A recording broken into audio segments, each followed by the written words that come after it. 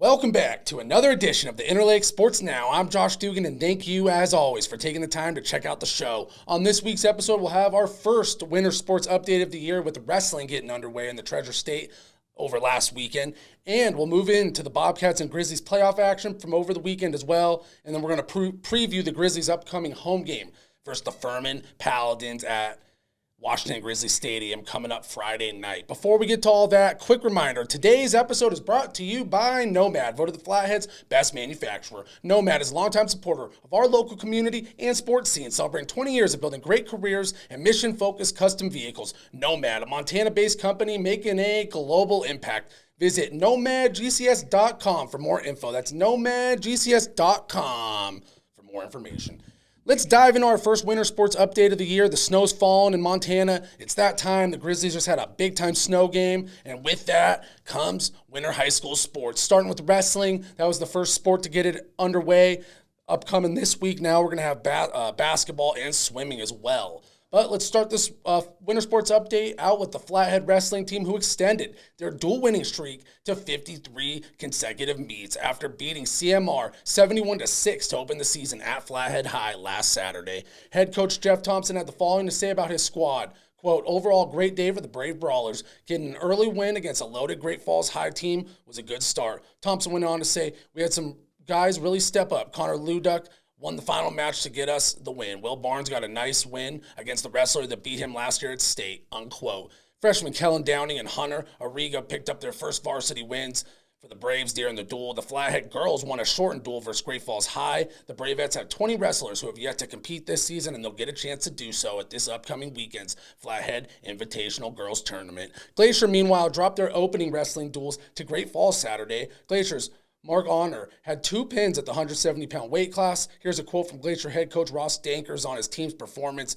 Quote, it was great to get out and compete for the first time. Many of our crew did a great job battling for the first time in a varsity spot. Still need to work on conditioning a bit, but saw some bright spots. On the girls' side, Kylie Shine, had a pair of pins for the Wolfpack, and several Wolfpack wrestlers had their first wins with the program, including Carolyn Johnson and Abby McClatchy, and Kylie Shine, that was her first win for the Wolfpack. On the radar in the winter sports scene this weekend is the start of prep basketball in the Treasure State with the Glacier and Flathead boys heading to Great Falls. And the Glacier and Flathead girls will host the Great Falls schools in a pair of games over the weekend in Kalispell. In the wrestling world, the Flathead Invitational and Mining City duels take place this weekend, and swimming gets underway with the Kalispell Invitational featuring Valley Schools, Flathead, Glacier, Polson, and Whitefish. Before we move along to the college football action, quick shout out to our friends at Clark Auto Group, as always, for their support. With winter sports back in full force, next week we'll be back on our Poster Player of the Week action, sponsored by Clark Auto Group. Reminder, in the meantime, join Clark Nissan for their holiday coat, scarf, and glove drive this December and help spread warmth in our community. Drop off your new or gently worn coats, hats, and scarves to Clark Nissan on Highway 93 South in Kalispell through December 22nd to participate. For more information, call 406-612-1244. Let's brighten this holiday season with acts of kindness. Thanks again to Clark Auto Group for their support and giving back to the local community. It's definitely much appreciated. All right, let's get to the FCS Playoffs. Been the talk of the town in the Treasure State the last couple weeks with the Cats and Griz both in action last weekend. We'll start out with the Bobcats, who did drop a flat-out thriller versus North Dakota State that saw the Cats fall 35-34 in overtime on a blocked PAT. First off, Bobcats and Bison engaged in my opinion, one of the best games of the year across all of college football at any level. Doesn't matter if we're talking the big-time schools in the FBS, the FCS Division II, junior college, doesn't matter. That was flat out an epic game between two evenly matched teams, and it came down to the very final play. The two teams racked up 883 total yards of offense, and of course, it came down to a special teams play at the very end. The Bobcats did miss a pair of field goals in the first half, and after Scott Trey Humphrey broke loose for a 25-yard touchdown run on the first offensive play of overtime, the Bison did block that ensuing PAT to seal the win and essentially eliminate the Bobcats from playoffs and end their season. That's, it's so crazy in the football world. You have a game where there's 883 yards, points all over the board. Teams are breaking loose. Malott had a heck of a game. prior to injury, and it comes down to a couple plays on special teams. And it's just a crazy football game. That's what playoff football is all about, who can make one more play, and it was one of those games, no doubt about it. What made this loss so hard to digest is someone who was, I'm pulling for the Bobcats to stay alive, keep that Brawl the Wild rematch and the semifinals alive. That would have been epic if it did happen. Of course, not going to happen this year, but that was a hard loss to digest because that Tommy Mellott injury completely changed the feel for the game. You feel for Mellott, you hope he recovers quickly, and it was nothing that's going to have long-term effects on his health and playing career. It didn't seem like it was that serious, but he couldn't get back in the game. Sean Chambers was clearly far from 100% in that football game. He was toughing it out. He played through injury, left it all on the field. But I hate to play the what-if game, but I got to say, I can't help but wonder if those two quarterbacks were at least 80% healthy in the fourth quarter, how different that football game would have gone. The Bobcats have momentum on their side. They were rolling. Mellott was having possibly the game of his career by the time it was all said and done. And injury just completely changes things. That's just what it comes down to in playoff football. Who's the most healthy in the war of attrition? Who can make the plays on special teams, which the Bison did, Bobcats didn't. Just one of those games. Overall, just tough for Bobcat Nation. That was the end of the home winning streak. So just a lot to digest. That being said, I hate to play the what-if game, but you have to wonder if those two quarterbacks are healthy, how different that game goes. That being said, overall, that was the end of the Bobcats season. They went 8-4 on the year. They had a rough go in the Brawl of the Wild, losing 37-7, but the other three losses came to top-tier FCS teams, and they lost by a combined 8 points in those 3 games. So they always say football is a game of inches, and that's pretty much how you could sum up the Bobcats season. If a few other plays went their way, they might be 11-1 right now in the FCS quarterfinals, but that's not how the cookie crumbled. The Cats are out of it. Moving forward, I'm really interested to see how the Cats retool. Sean Chambers out of eligibility, so he's done with the Bobcats. Shout out to Chambers on an epic career. The last 2 years covered him. It's been a pleasure, no doubt. Been one of the most fun players at the FCS level. Just a flat-out explosive player who has a knack for making plays when it matters and a touchdown machine. So wishing him the best post-football, or if he goes on to the professional level somewhere. And, we'll just keep an eye out for any offseason Bobcats news as that transfer portal action starts to heat up. It looks like there's already been, I think, 2 or 3 Montana State Bobcat offensive linemen who were key players hit the transfer portal. Got to do my homework on that one. That just was popping up on Twitter right before the show. So shout out the Bobcats on a season that was a lot of fun to cover. That team had a lot of exciting wins, played in a lot of great games, even with the losses, and I got nothing but respect for their coaching staff and their personnel moving forward. That being said, we'll see how they retool. A lot of Bobcat Nation's been questioning some of the moves by their offensive coordinator. We'll see if that follows up. I think their offense has been unreal, poetry in motion at times, but there is times in the close games they've gotten stagnant. It seems like they really could beat up on the bad teams with their system against the top-tier teams. Maybe they need to make some adjustments on the offensive side of the ball. That being said, you come in number 2 in the country in rushing, one of the best offenses in the country. You can't really argue with the results. They were an elite team. Like I said, the cookie just didn't crumble their way in a couple tough games, and injuries became a factor down the stretch. So that's rough. You never want to see a playoff game end up being decided by injuries. I'm not saying the Bison didn't earn that one because they played their hearts out. North Dakota State deserves a lot of credit for overcoming not their best season to be tough in the playoffs. That's what a perennial championship contender like the Bison do. That being said, just can't help but think how that one could have gone for the Bobcats. But that being said, it was an epic game. Probably my favorite game I've watched in all of college football this year. Friday night, that Washington versus Oregon Pac-12 title game was epic. Friday, and then Saturday morning, we had that Bobcats game. We rolled right into that. So it was a couple epic days of football, and then the Griz put the icing on the cake with a big win over Delaware. I kept saying I needed a blowout type of victory in that one because I couldn't do another nail-biter after those 2 football games with the Pac-12 title game and the Bobcats-Bison game. So speaking of the Grizzlies, let's move it along. The Grizzlies did keep the train rolling in a snow game at Washington Grizzlies Stadium. They went viral all over college football Twitter. Everyone was talking about snow game in Missoula alert, so gotta love that.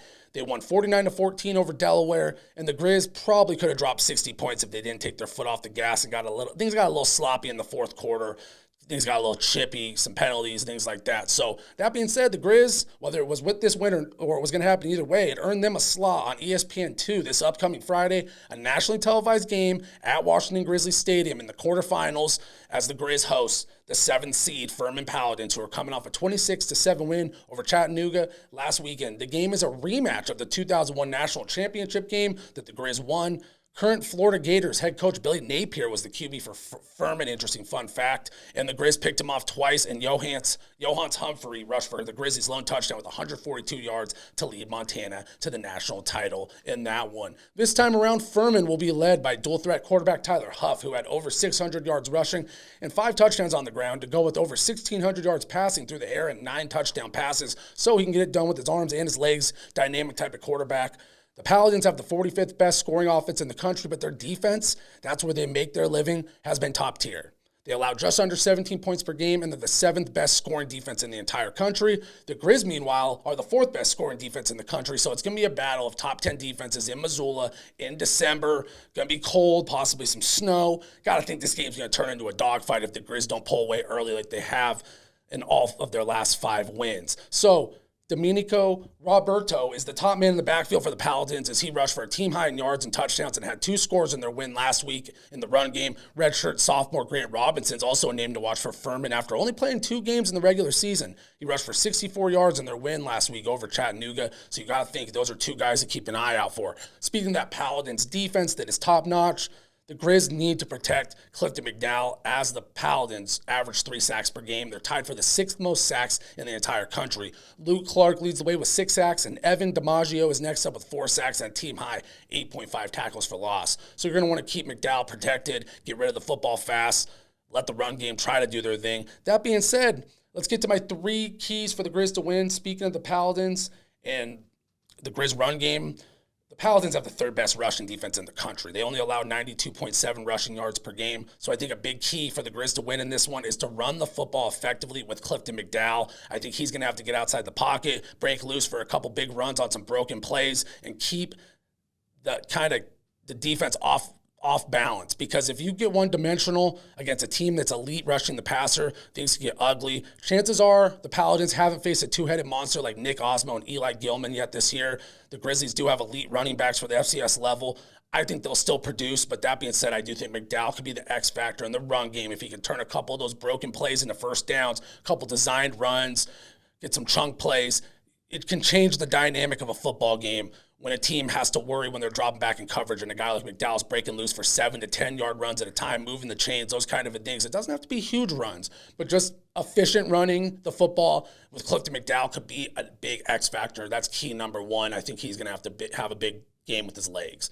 Key number 2 for the Grizzlies, force the Paladins to play from behind. We broke down the Paladins offense just a little bit earlier, and they get a lot of their production in the run game. I think if Montana can jump out to an early lead, force the Paladins to have to throw the football. It's a cold December game in Missoula. Could get a little sloppy throwing the football. I think that could really flip things in the Grizzlies' favor and help secure a spot in the FCS semis. Last thing you want to do is allow the Paladins to get it going early, and then they can pound the football, which is their bread and butter, running the football. You don't want to let them do that.